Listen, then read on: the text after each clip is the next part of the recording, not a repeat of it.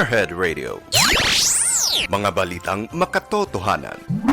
Mga impormasyong walang halong kasinungalingan. Para sa kapayapaan at pagkakaisa ng sambayanan.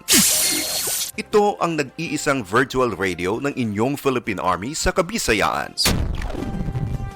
Spearhead Radio.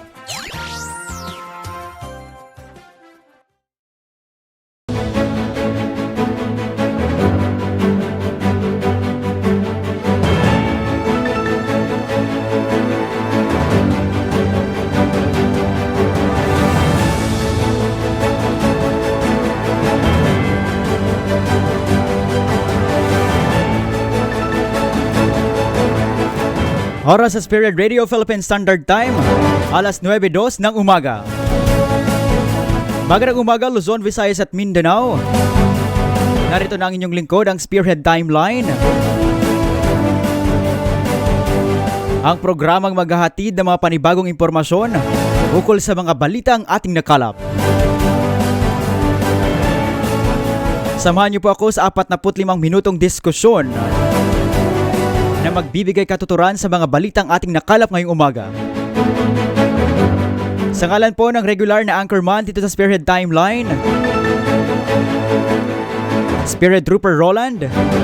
Ako po ang inyong lingkod, si Spirit Trooper Von David Cabagua. Araw po tayo ng Miyertes, July 27, 2021 mga ka-troopers.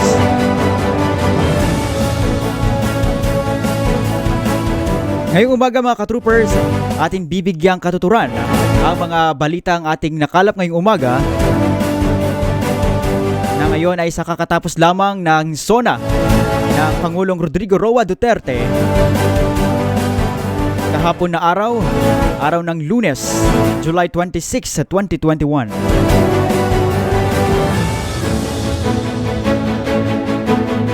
Pero bago yan, atin munang batiin ang mga ka-troopers natin o mga tropa natin na ngayon ay nakatutok na sa Spearhead Timeline. Of course, binabati natin muna ang ating Commander ng 3rd ID na si Major General Eric C. Vinuya. Magandang umaga po, sir. And of course, sa ating spokesperson ng 3rd ID na si Major Sinon Pancito III. Magandang umaga po, sir.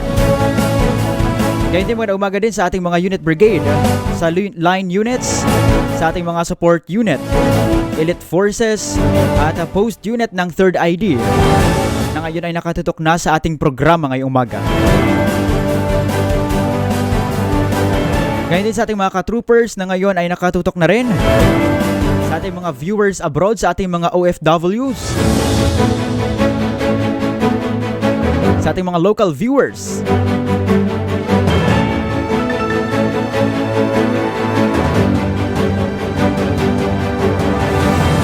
Ngayon mga ka-troopers, dalawang balita ang ating pagbibigyang pansin. Una-una dito ay ang pagkilala ni Presidente Duterte sa nagawa ng NTF-ELCAC o yung National Task Force Ending Local Communist Armed Conflict sa ating anti-insurgency campaign na kanyang ibinahagi sa atin kahapon sa kanyang State of the Nation Address. Actually, yung panghuling SONA ng ating Pangulong Duterte, kanyang binigyang diin ang kanyang pagkilala sa ating mga tropa, sa ating mga militar, ang ating laban sa ating insurgency.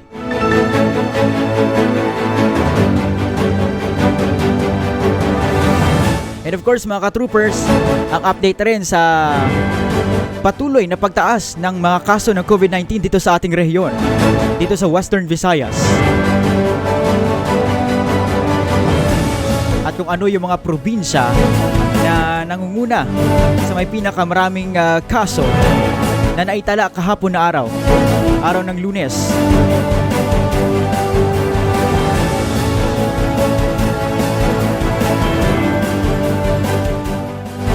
At atin ibibigyang pansin ang pagpapasalamat ni Pangulong Rodrigo Roa Duterte sa Kongreso sa pagpasa ng dagdag na sahod para sa ating mga militar at sa mga uniform personnel ng PNP o yung Philippine National Police at iba pang mga state forces At atin ding pakinggan ang kanyang pahayag kahapon regarding doon sa pagdagdag ng sahod sa ating mga militar at PNP.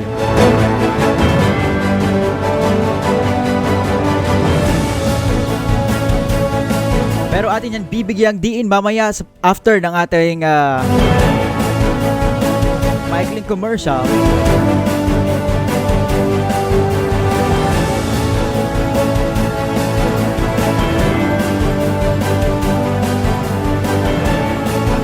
Kaya sa ating mga ka-troopers, standby po sa ating pagbabalik. After nito, atin ang bibigyang pansin ng mga balitang ating nakalap ngayong umaga. Kaya sa ating mga ka-troopers, standby.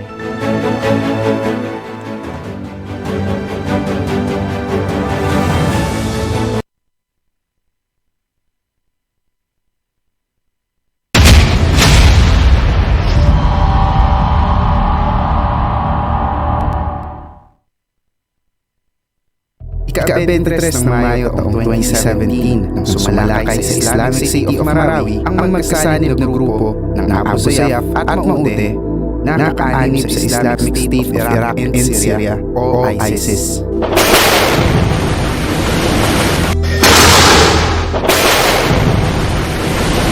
Limang buwang labanan ng ito nakalaunay na iwan ng malaking sala sa lugar at nagdulot ng pagkawala ng tirahan ng mahigit 78,000 na pamilya o tinatayang 39,680 na katao. Halos 600 na terorista ang nasawi, 130 sa pwersa ng pamahalaan at 119 na sibilyan. Naitala ng 1,287 ang nasugatan sa panig ng pamahalaan. Ang buhay ko lang din po, tulad din dito sa restore, vendors po sa Icon Terminal, yung Basak area po. So yun, araw-araw simple yung pamuhay namin. Hanggang sa, yun na nga, dumating na po yung hindi namin inaasahan na trahedya, yung Kasids po yung Marawi. Yun, alarma po yung maraming tao dahil hapon na po yung nakalakas ulan. Tapos narinig po kami mga putukan hanggang sa naging gabi na lang, tapos lang nag-out. So siyempre po natakot kami. Sanhi ng pangyayari, minabuti ng pamahalaan na isulong ang rehabilitasyon ng Marawi City.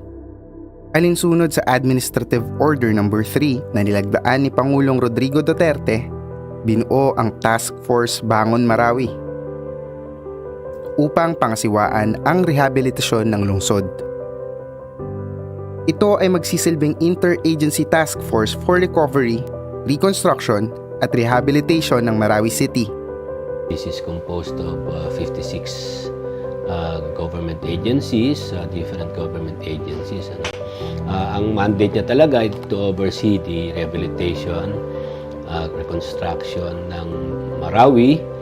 Kaagapay ng task force ang Marawi City Local Government Unit kasama ang Armed Forces of the Philippines, partikular ang Philippine Army, sa pagpapanatili ng kaayusan at pagpapalaganap ng kapayapaan sa lugar. Gayon din ang pagsasagawa ng clearing operations sa mga Unexploded Explosive Ordnance o UXOs, mga bomba na hindi sumabog noon sa labanan at mga nakatanim sa lupa. During the clearing operation natin dito, one of the challenges na nakita natin is yung ating recovery ng unexploded explosive ordnance or tinatawag nating OXO and the GP bombs na after the war na nandyan, katanim siya sa ilalim ng lupa, underground, which is yun ang isang nagiging challenges natin and how to recover that. One of the primary natin kasi dito during the rehabilitation ng ating Marawi is the safety ng ating military personnel, safety ng ating worker. Ang assurance natin kasi dito is pag nakabalik na yung mga personnel dito is dapat safety sila. Clear na yung area natin in terms of the OXO na sinasabi natin at saka mga GP bombs. Yun na kasi ang primary concern natin. Before we could really rehabilitate, may mga unexploded ordnance na kailangan nating linisin, alisin. So for the next almost 1 year, nag-focus ang ating task force with the help of the military, Joint Task Group Builder, Joint Task Group Haribon. Kaya nga hindi kami nga nakadali-dalin sa pagpasok dahil tulad po ng sinasabi nila na kami nga gustong-gusto na namin makabalik po sa aming kinalakiang lugar po dyan po sa Marawi kasi nga yun nga, doon na kami nasanay. Pero nung papasok na kami, kasi nung nangyari yung siege, mga mahigit 1 year, saka lang kami nakapasok sa ground zero. May mga bomba daw na hindi pa sumabog at saka baka mapahamak pa daw yung maraming tao po. Sa kanila po kasi talagang binubusisi po nila yun kasi isa din po yun na sa kanilang naiatas na yun po kasi yung trabaho din nila. So para sa akin, sa isang civilian lang na is kung baga mahirap din naman yata na kailangan mong siguraduhin na yung pagka-clearing dapat po malinis na lahat para po hindi po mapahamak yung mga tao po. Sa amin, yung barangay namin, na-clear yun. Clear noon na mayroong bomba pero naalis yun. Yung barangay namin, mayroon pero naipasabog na nila. Yung clear area na yung sa amin, sa barangay Kapantaran, Marinaut Kapantaran. Na-clear na yung namin doon. Ang retrieval at disposal ng mga unexploded bombs ay isang malaking elementong nakaaapekto sa rehabilitasyon ng lungsod, kaakibat ang pagpapanatili sa seguridad at proteksyon sa lugar at mga taong naroroon. Ano ba ang debris management? Ano ang kahalagahan ng pamamaraang ito? Bakit tumatagal ang retrieval at disposal ng mga unexploded bombs? Ano kaya ang mga hamon at kaakibat na panganib sa pagsasagawa nito at sino-sino ang dapat magsagawa nito? Ating alamin sa episode 2 ng Bagong Marawi, ang kwento sa likod ng pagbangon, a documentary on Marawi rehabilitation.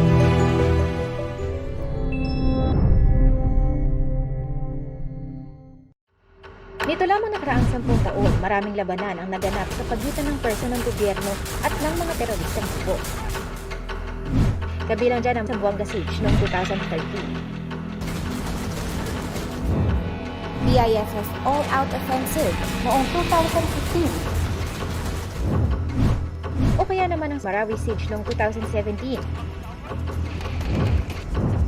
Bukod pa riyan ang patuloy na pakikipagbakbakan ng ating kasundaluhan sa New People's Army o CCP-NPA at ng grupong Abu Sayyaf. Pagkakaiba ng ideolohiya, paniniwala o kaya naman personal politika ang madalas na itunuturong nag-uudyok ng gera. Pero kung anuman ang isinusulong sa likod ng pakikipaglaban ay may batas na dapat sundin para sa mga digmaan. Ang International Humanitarian Law o IHL.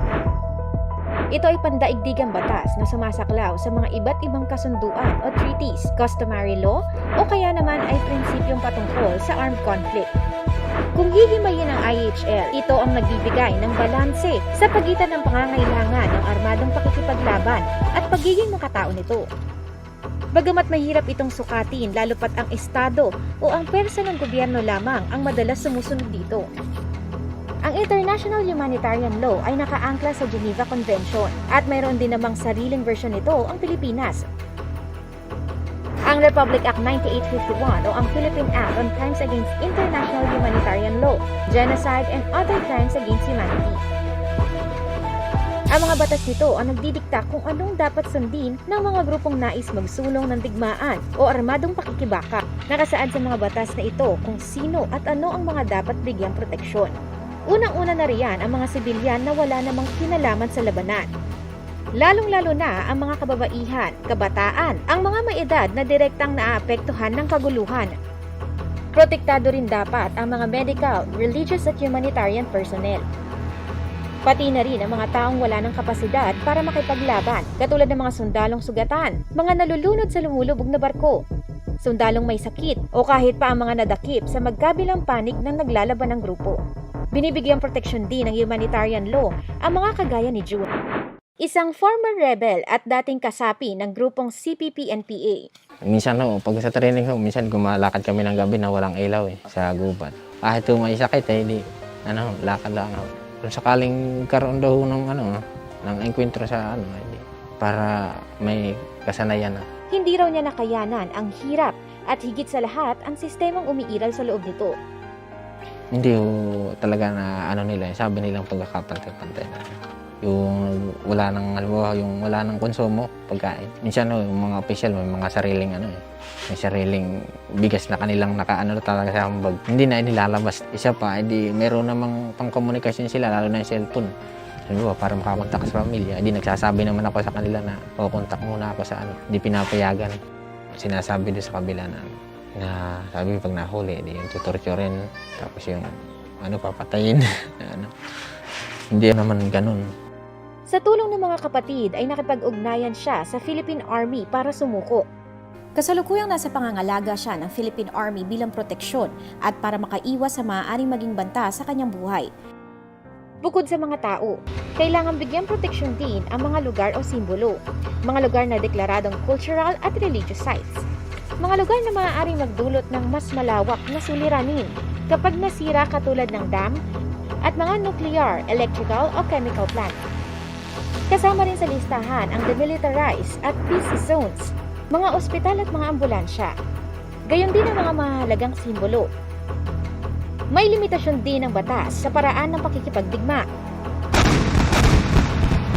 Mariing ipinagbabawal ang karahasan sa buhay at tao. Kabilang dyan ang pagpatay, paglalapastangan sa patay na katawan, manghamak, torture, pangho-hostage at pangahalay. Bukod sa pamamaraan, may mga armas din na ipinagbabawal. Kasama na riyan ang biological, bacteriological o chemical weapons, expanding bullets, incendiary weapons, booby traps, laser blinding weapons at anti-personnel landmines. Sa ilalim ng Administrative Order No. 10 ni Pangulong Duterte, inilunsad ang Enhancement of the Comprehensive Local Integration Program o ECLIP. Ang programang tumutulong sa mga kagaya ni June na makabalik sa dati nilang normal na pamumuhay. Mayroong bibigay pa ang tulong ng gobyerno. Ayun nga pong i-click sa bahay ho, tapos yung pera na bibigay. Sa ngayon, naghihintay na lamang si June na makuha ang kanyang e-clip o tulong pinansyal mula sa gobyerno. Ang humanitarian law ay matibay na batayan para sa proteksyon di lamang ng mga sibilyan na biktima ng digmaan. Nagbibigay din ito ng lugar para sa tama at legal na proseso para sa mga mapapatunayang lumabag dito. Malinaw ang hangganan at alintuntunin ng pamamaraan sa pakikipaglaban para mas higit pang mapahalagahan ang buhay ng ating mga ipinaglalaban.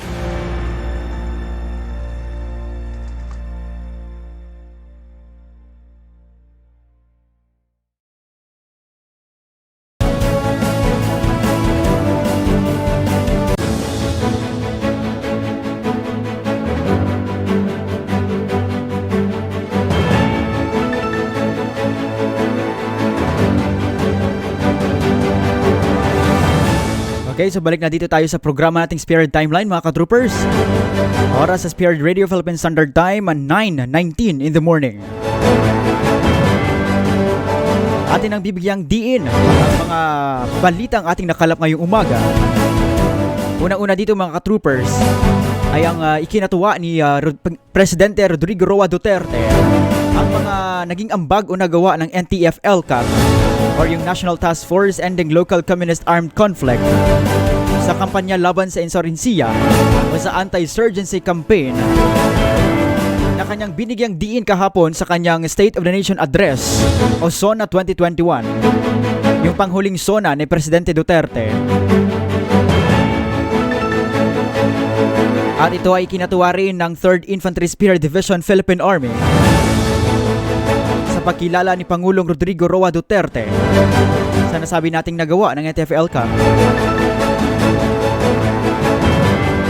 At naging malaking ambag ang NTF-ELCAC sa sinasabi nating anti-insurgency campaign natin dahil maraming mga kababayan nating NPA ang muling sumuko at bumalik sa ating gobyerno dahil kanilang napagtanto na ang grupo o ang kanilang samahan na kanilang kinabibilangan ay walang naidudulot na maganda, especially doon sa kanilang pamilya. At sa naging opisyal na pahayag ng 3rd Infantry Spear Division spokesperson na si Major Sinon Pancido III na ikinakatuwa ng militar ang pagkilala ni Presidente Duterte dahil nasagot nito ang panawagan na hindi lamang military solution ang kailangan sa ating insurgency campaign, kundi ay kalakip ang pag-alam sa pinagsimulan ng problema. Ngunit ano nga ba yung pinagsimulan ng problema o naging ugat? Kung bakit marami pa ring mga kababayan natin o mga Pilipino na sumasapi dito sa mga makakaliwang grupo, yung sinasabi nating CPP, NPA, NDF.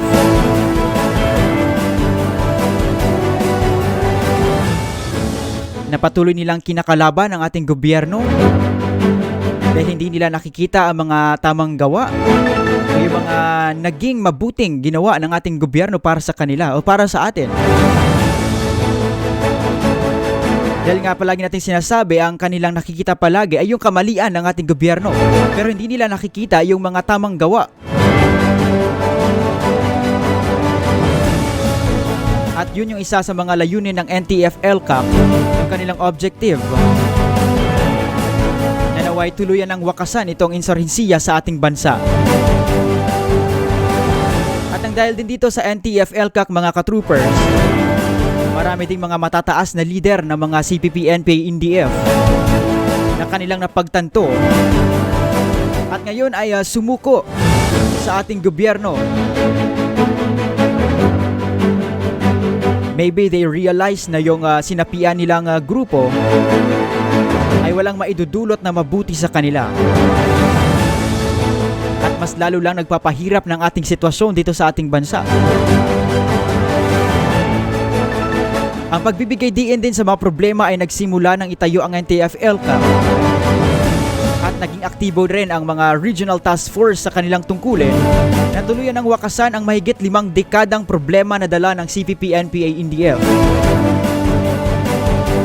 Try to imagine mga ka-troopers na 52 years nang nag-i-exist itong mga CPP, NPA, NDF.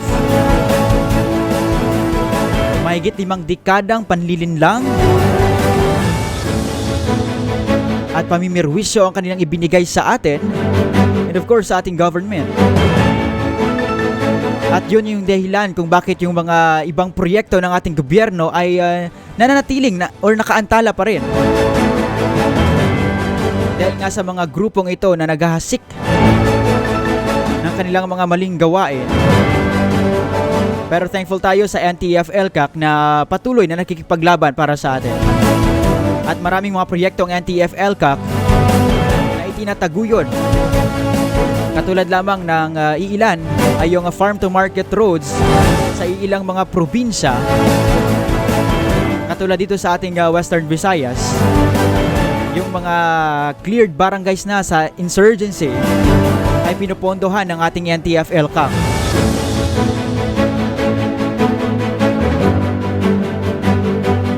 Binibigyan ng budget upang i-improve ang farm-to-market road, yung mga access road, upang ang ating mga katroopers o ating mga kababayan ay malaya nang makapag-deliver ng kanilang mga goods sa ating market dahil meron na tayong konkretong daan.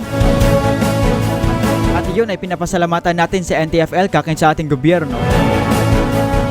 At sa pagtayo rin ng NTF-ELCAC, maraming mga komunidad ang nabigyan ng oportunidad na mag-asenso dahil sa whole of the nation approach ng ating gobyerno. Nandyan yung pagbibigay ng mga livelihood para sa ating mga kababayan na nagbalik loob, na nais ng magbagong buhay.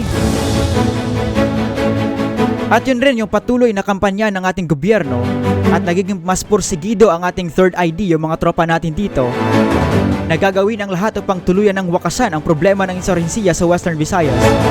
Not just here in Western Visayas, pero in the whole Philippines. Yun yung layunin natin, no? Na darating din ang oras o yung araw na lahat tayo ay malayang makagalaw sa ating lupain, na wala tayong kinakaharap na kaba.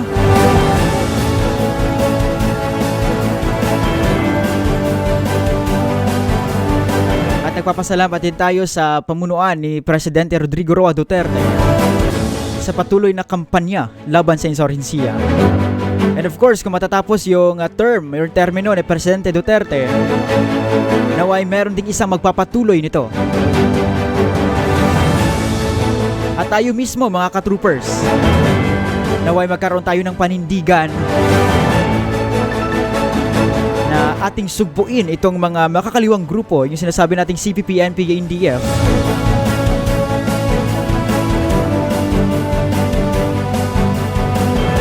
And of course, mga ka-troopers, bigyan diin din natin ang pahayag ni Presidente Duterte kahapon sa kanyang SONA regarding doon sa dagdag na sahod para sa ating militar at uniform personnel or ang Philippine National Police. Actually, dinagdagan na kasama ang ibang mga state forces dito sa ating bansa. Sa kanyang ika-6 na State of the Nation Address, pinasalamatan ni Pangulong Rodrigo Roa Duterte ang Kongreso sa pagpasa nito ng dagdag sahod para sa ating AFP at PNP and other state forces. Ayon kay Pangulong Rodrigo Roa Duterte, ito ay isang importanteng desisyon ng gobyerno dahil mahalaga ang papel ng state forces upang lalo pang mapanatili ang peace and order dito sa ating bansa.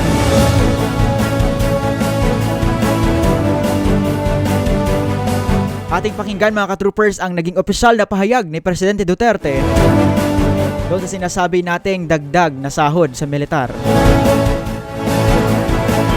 Pagpasa nito ng dagdag na sahod, Kaya sa mga troopers, standby po sa opisyal na pahayag ni Presidente Duterte. For working with the Executive Department in enhancing capabilities of the AFP and PNP through our modernization program. In 2018, we raised the salaries of our military and uniformed policemen and personnel to a level commensurate to the critical role they play in upholding national security and maintaining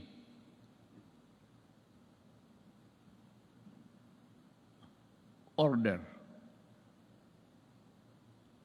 I am asking Congress to pass a unified system of separation, retirement, and pension of military and uniformed personnel to maintain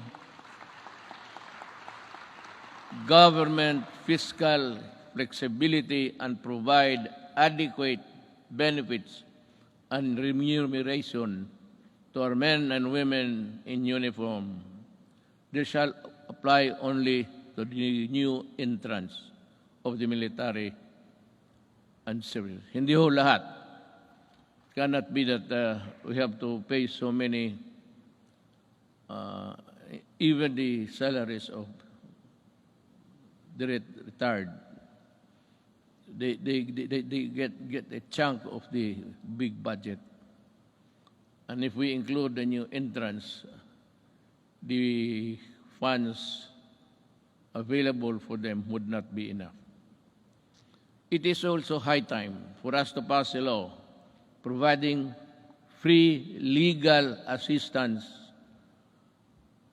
to AFP and PNP officers, enlisted personnel.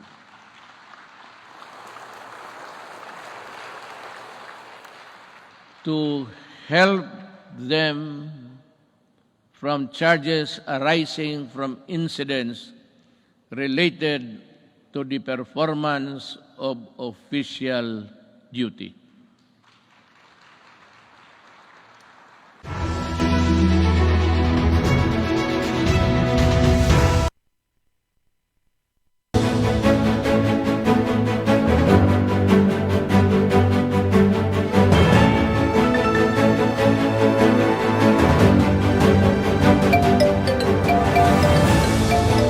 At iyan ang naging pahayag ni Presidente Rodrigo Roa Duterte tungkol doon sa pagpasa ng Kongreso o pagpapasalamat niya sa ating Kongreso sa dagdag na sahod para sa militar at uniform personnel ng PNP or Philippine National Police at iba pang state forces. And of course, mas inspirado ang ating mga militar, ating mga tropa dahil nga sa dagdag na sahod na binigay. Naging inspirado yung ating mga tropa sa pagbibigay ng kanilang all-out support, ang kanilang mga sakripisyo para sa atin. At para rin sa mga nangangarap na maging militar, maging isa sa mga tropa natin.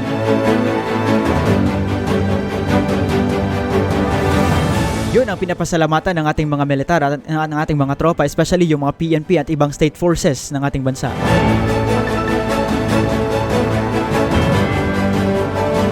And of course, ngayon mga ka-troopers, dumako tayo sa ating update sa ating COVID-19 dito sa ating rehiyon sa Western Visayas. Na as of today or kahapon, mahigit 400 mga bagong kaso ng COVID-19 ang ating naitala dito sa Western Visayas sa rehiyon 6.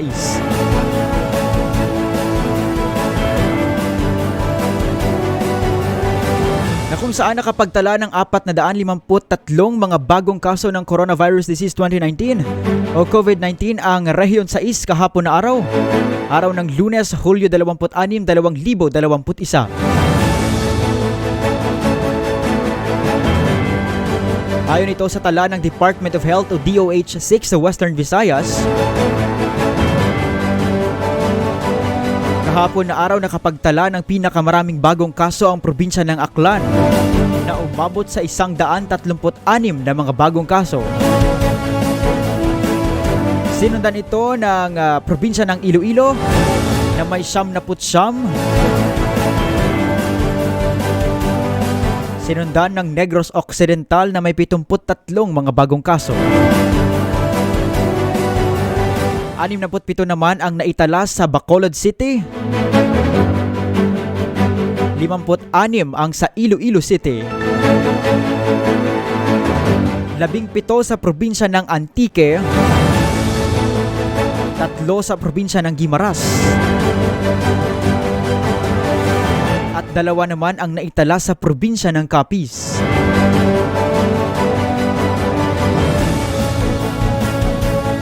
At mayroon naman 747 mga recoveries ang naitala kahapon. At naitala naman ang 22 mga nasawi kahapon. Sa kasalukuyan mga ka-troopers, umabot na sa 81,831 ang kabuuang kaso ng COVID-19 dito sa ating rehiyon. Na kung saan na 10,379 ang mga aktibong kaso. 69,556 ang ating mga recoveries. At yung mga nasawi ay nasa 180,75.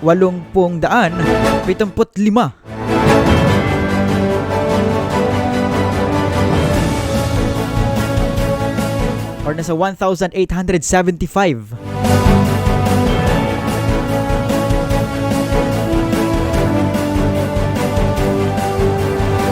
At parang ka-troopers, parang dumadaan yung araw ay palang palaki ng palaki ang ating mga kaso dito sa Western Visayas. Ngunit ano nga ba yung ugat nito kung bakit patuloy na lumulobo ang ating kaso dito ng COVID-19 sa Western Visayas? At ito yung palaging pinapaalala sa atin ng gobyerno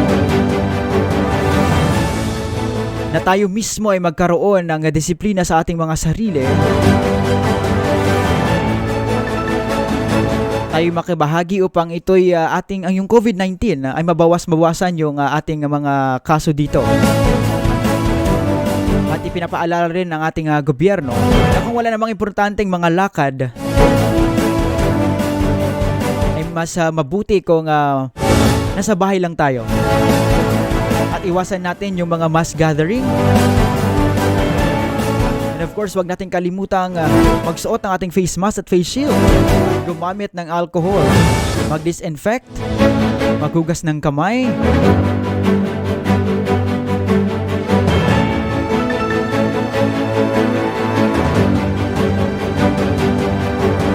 And of course, darating rin yung araw na matatapos din ito yung laban natin, laban sa pandemya. At yung paalala natin palagi sa ating mga ka-troopers na naway mag-ingat tayo palagi. Sundin yung mga health protocols na pinapatupad ng ating gobyerno. Maging masunurin tayo sa lahat ng bagay.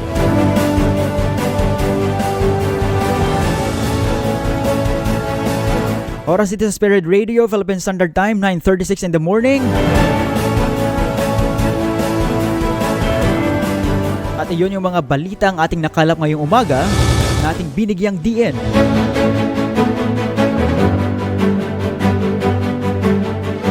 Maraming salamat sa mga katroopers natin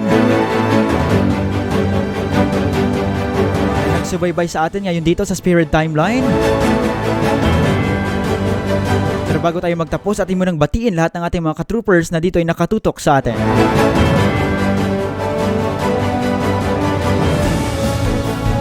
Good morning to Duran Palace sa Granada, Josephine. Maraming salamat sa pagtutok. And also good morning to Jonalyn Ukag Vista. To Ma'am RJ Julia Amable na nakatutok sa atin. Maraming salamat. And also good morning to Sargentong Tagabukid. And also shout out sa MFO 53rd Engineering Brigade, Philippine Army. To Larry Sison, magandang umaga.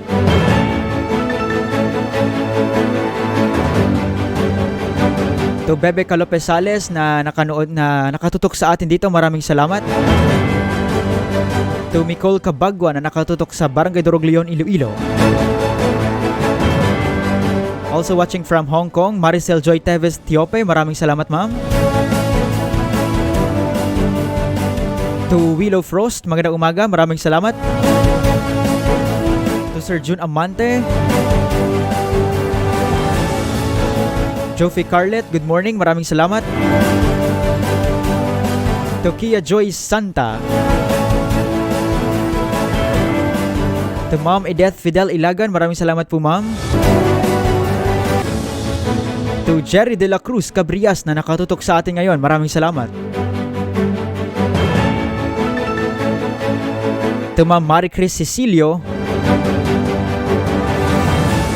Jed Galang o si Ma'am Marisa Joy Gonzaga, thank you for watching. To Ma'am Jenny Pancho and Toto Badilio. To Ching Mai Koy.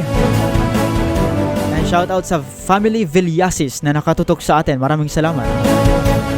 To Langga Ko Vlog, maraming salamat. To Cleveland Airo.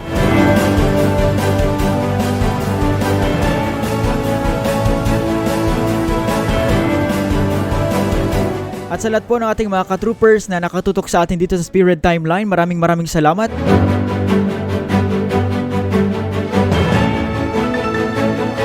Kita-kits po tayo sa next na edition ng Spirit Timeline.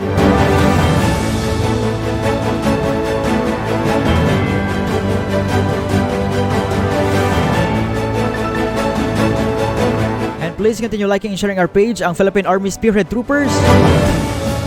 Pwede nyo rin i-follow ng aming official Instagram account, just type Spearhead Troopers and 90. At ang ating official Twitter account na Spearhead Troopers. And of course, paki-subscribe na rin po sa aming YouTube channel na Philippine Army Spearhead Troopers.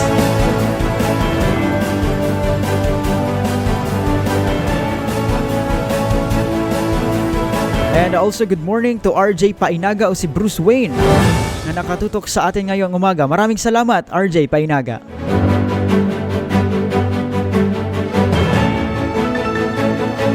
Sa lahat ng mga ka-troopers, maraming salamat. Oras ito sa Spirit Radio, Philippine Standard Time, 9:40 in the morning.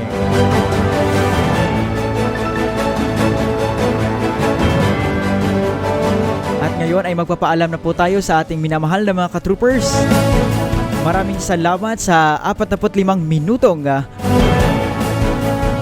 pagsabay dito sa ating diskusyon ngayong umaga. Sa ngalan po ng regular na anchorman dito sa Spearhead Timeline, sa ngalan ni Spirit Trooper Roland, ako po ang inyong naging lingkod, Spirit Trooper Von David Cabagua. Maraming salamat at magandang umaga mga ka-troopers.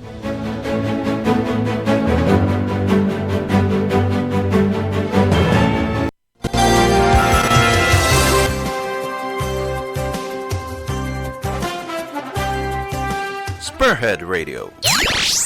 Mga balitang makatotohanan. Mga impormasyong walang halong kasinungalingan. para sa kapayapaan at pagkakaisa ng sambayanan. Ito ang nag-iisang virtual radio ng inyong Philippine Army sa Kabisayaan. Spearhead Radio.